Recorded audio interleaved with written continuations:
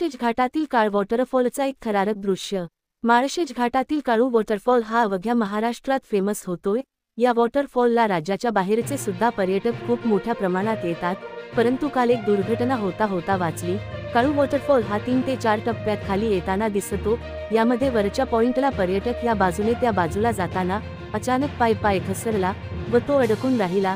अखेर त्याला वाचवण्यात यश आलं, परंतु ही सह्याद्री जेवढी दिसायला सुंदर आहे, तेवढीच तुमच्या एका चुकीमुळे जीवघेणे ठरू शकते। अशा ठिकाणी जाण्यासाठी स्थानिक गाईड शिवाय जाऊ नये।